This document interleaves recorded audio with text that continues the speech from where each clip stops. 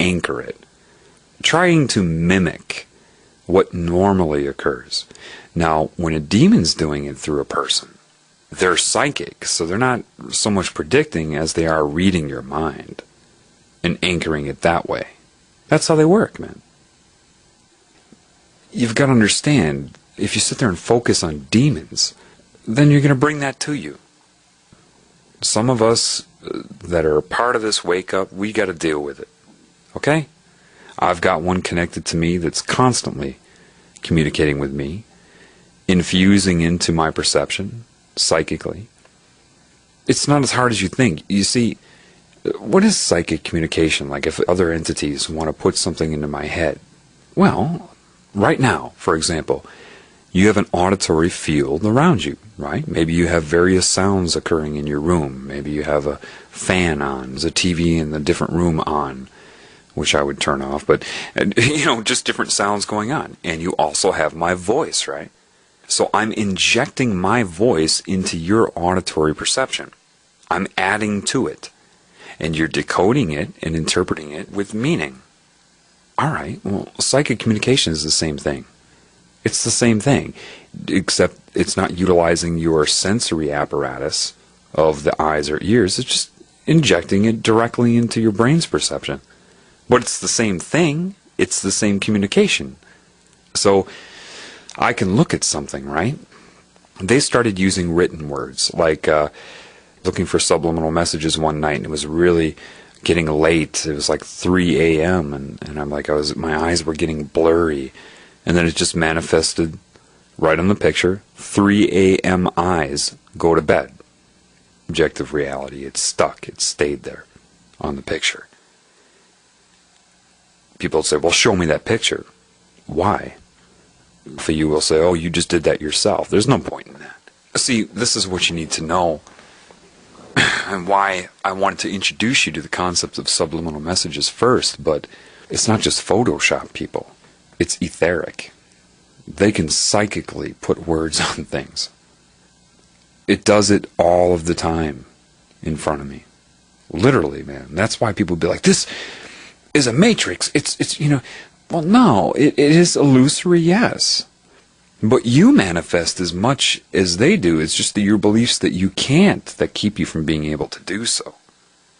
And right now, anyway, if you're not strong with the Spirit will keep you from being able to do that, just for safety. The Spirit will start to activate that ability in you when you start to connect to it. With me, it's touch and go, because remember, I have entities all over me. So if I'm weak with the Spirit, or they're doing their cycles of trying to break my will or whatever, I'm not going to be manifesting very much, because if I could, then they could influence that, like they do to all of you anyway. Do you understand this consciousness plays a role in your very creation of your reality? So love will overcome that, and the beauty of that is when love overcomes their control of your manifestation, love will manifest out of love. And it's not going to hurt anybody. Do you understand that? So I can manifest out of love. That's not going to hurt anybody. But I can't just do it, like it's just hard to explain. A lot of this sounds crazy to you right now. I understand that. A few years from now, it'll be a different story. Psychic communication is like the Jedi mind trick, except you don't speak it out loud. For example, if they want to put a thought in my head, they do it thinking of my voice. How hard is that? They just imagine my voice, and from the first person, I want to have cereal right now. So they'll think in my voice, in my head, I want to have cereal right now. Of course, their thoughts that they put in my head are much more sinister. But that's how you do it. You see, once you start to get a grip on that, once you start to learn to play that guitar, you start to recognize it. You start to say, okay, all right, so I'm still alive here, and I'm still me. You start to realize if I'm not thinking in terms of love and the Spirit, then people tend to torment me. Like I said in The Healing Begins Now, like anybody can be an agent. Yeah. They can start speaking to your negative ego, to push buttons, to try to attack skeletons in your closet, right? Connecting to the Spirit is very liberating, because one of the first few things it will show you is that it can read everything in your mind. So it's kind of stupid to lie, because yeah, mankind may judge you, but the Spirit already knows, people. It already knows. You'll see when you go through you'll know why Christ would say something like, "Forgive them, they know not what they do," because he knew these things, all right, that their minds were being controlled. Even back then, yes. What do you think that whole thing was about? You can't do this without the Spirit. You can't.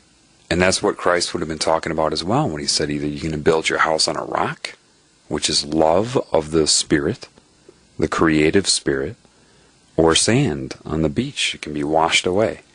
If you try to open up your psyche, like I'm telling you, and you're not basing it upon a desire to connect to the Spirit, then it can really mess with you, because it will be so variable.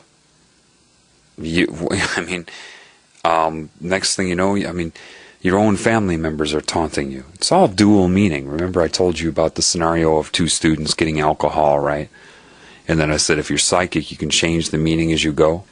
Next thing you know, everybody around you is coughing and clearing their throat and reaching up, touching their nose in response to your thoughts. And if you don't know how to control your mind, and you start thinking about negative things or consequences, or this is going to happen, that's going to happen, then any entity attached to them, if you're trying to wake up, will anchor the negative things.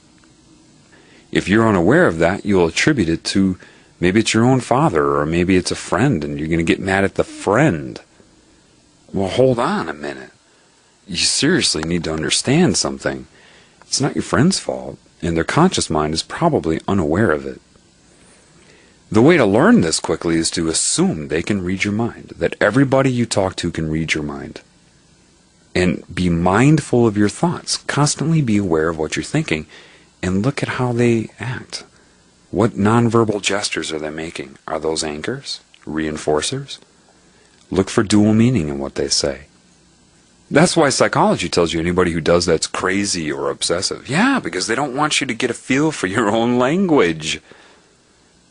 I'm telling you, that's how it is. It's dual meaning.